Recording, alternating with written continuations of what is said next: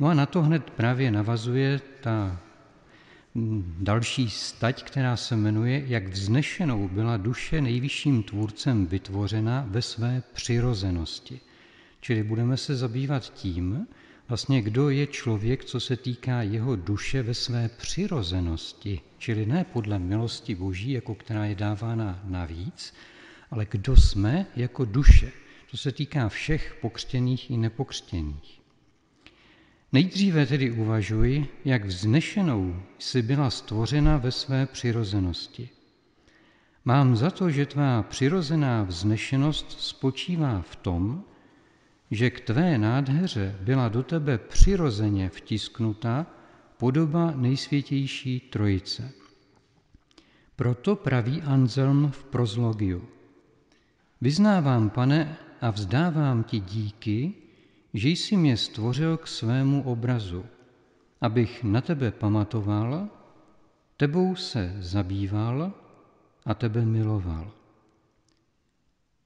Bernard ve svých meditacích říká podobně.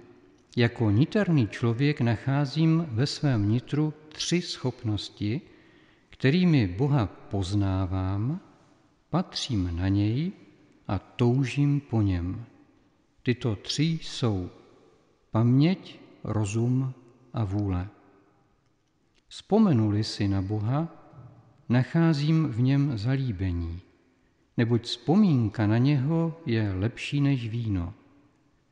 Inteligencí vnímám, jak je sám o sobě nepochopitelný, protože je začátek i konec. Jak je v andělech žádoucí, neboť oni touží na něho patřit. Jak je milý ve všech svatých, neboť se v něm neustále radují. Jak je ve všem svém stvoření obdivuhodný, protože všechno svou mocí tvoří, moudře to spravuje a laskavě rozdává. Když na to patřím, toužím po něm. Když vůlí Boha miluji, proměňují se v něho. To zase říká svatý Bernard. Uznej tedy, duše moje, jak obdivuhodná a nedocenitelná důstojnost je být nejen stopou Tvůrce, což je společné všemu tvorstvu, ale být i jeho obrazem, což je vlastní rozumným bytostem. Chval tedy, duše moje, Pána, oslavuj svého Boha Sione.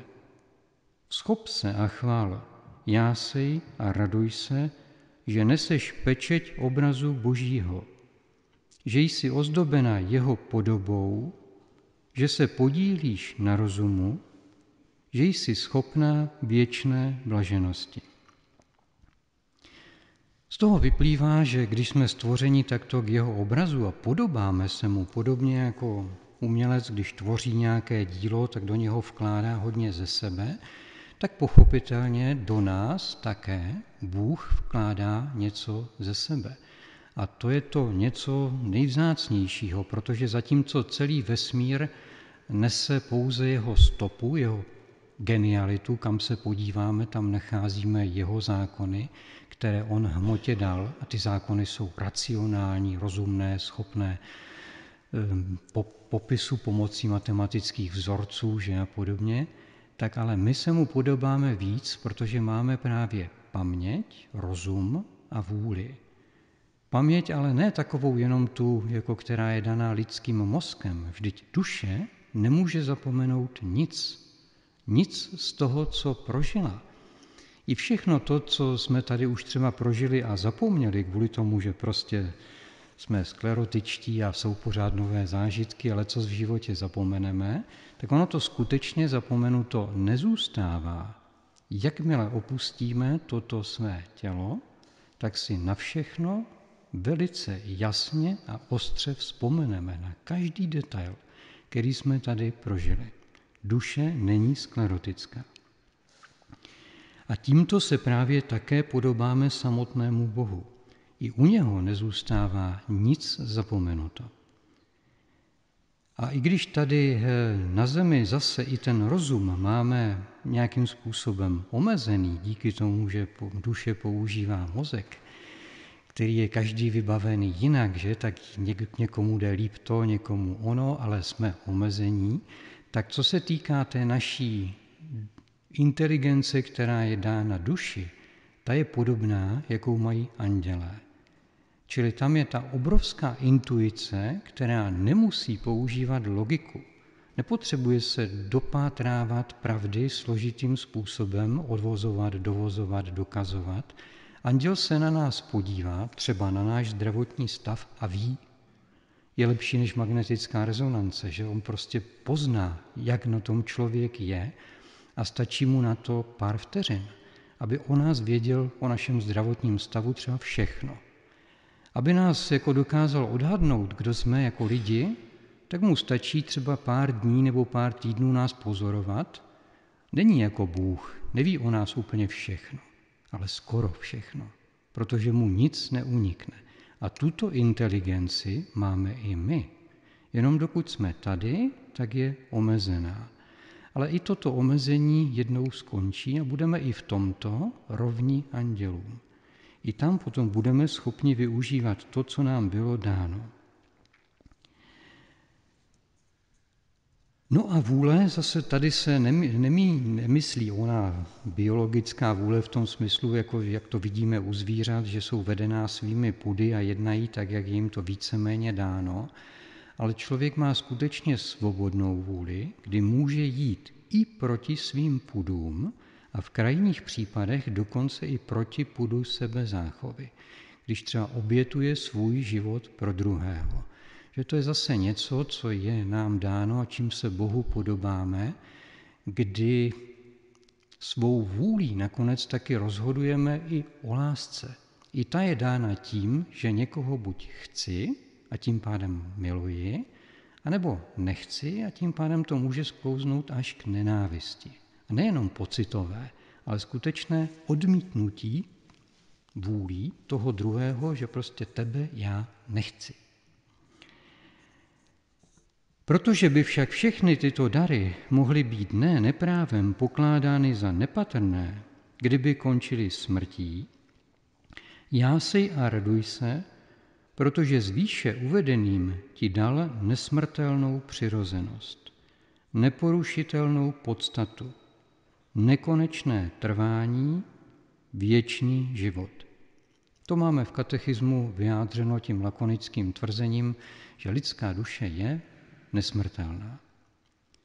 Nebyla bys obrazem věčné trojice, kdybys byla omezena termínem smrti, říká svatý Augustín ve spisu De Trinitate. Duše, všimni si, že ti tvůj stvořitel po tomto bytí dal krásné bytí, dal ti věčné bytí a daroval ti život, vnímání, rozlišování, ozdobil tě smysly a osvítil moudrostí. A to všechno už na pořád. Kdyby to na pořád nebylo, tak by to byl velmi krutý žert přírody, která vlastně nemyslí, která nemá žádnou vyšší inteligenci a cítění a nic. A to by byl vlastně nejkrutější žert přírody jako takové. Jenomže nad přírodou je ještě její stvořitel, který nežertuje. A když nám tyhle ty vzácné dary dal, tak nám je dává taky na pořád, abychom si byli vědomi, že i v té délce trvání se dokonce potom můžeme podobat jemu. My se lišíme tím, že každý z nás má počátek, že jsme tvorové, či na rozdíl od něho jsme omezení. Naše existence v jednom okamžiku začala, ale už naštěstí neskončí. A s tímto hrdým vědomím se učíme také žít jako ti, kdo jednou svou věčnost mají sdílet jak s ním samotným, tak i s anděli a všemi dalšími, kterým je ta nesmrtelnost také dána. Je až neuvěřitelné, když vlastně tuto krásu začneme domýšlet, jak ty základní vlastnosti, které jsou v přirozenosti duše, tak i ta délka trvání, že jsme nesmrtelní, jak důstojní v jeho očích jsme. Všimni si tedy své krásy, pokračuje Bonaventura, abys poznala, jakou krásu máš milovat. Čili jakoby zamiluj se, tvore, do sebe samého, protože takového tě miluje Bůh. To není sobectví, je to uznání krásy, kterou vlastně do mě Bůh vložil. Jestliže sama nestačíš na to, abys mohla na sebe náležitě patřit, proč aspoň to, čeho by sis na sobě měla vážit, pečlivě neuvážíš zmínění druhého? Že to je někdy ta naše taková falešná pokora, že já přece, ti ostatní ano, ale mně se to přece nemůže týkat, že? Kdybys pochybovala o své kráse, věz, že máš snoubence a že tak krásný, tak dokonalý, tak jedinečný Syn Boží by nebyl tak uchvácen tvým vzhledem, kdyby ho nepřitahovala tvá jedinečná a nade vše obdivuhodná krása. To říká už svatý Augustín. Čili my jsme předmětem jeho lásky. On nás stvořil ke svému obrazu, tudíž můžeme říci, že on se v nás vidí.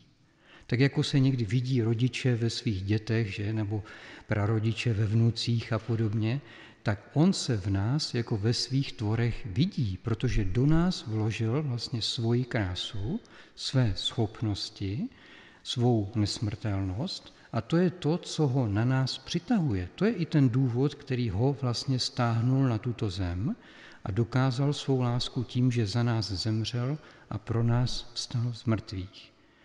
A to je zase to, co se my máme učit brát vážně, abychom si s ním obzvláště v této velikonoční době potom tak vyříkali tváří v tvář, tak co, Pane, beru tuto svoji vnitřní nádheru vážně, beru vážně to, že se ti podobám, že jsem nesmrtelný, učím se proto žít jako vděčný tvor, který si je vědom toho, jak nádherný je ve tvých očích.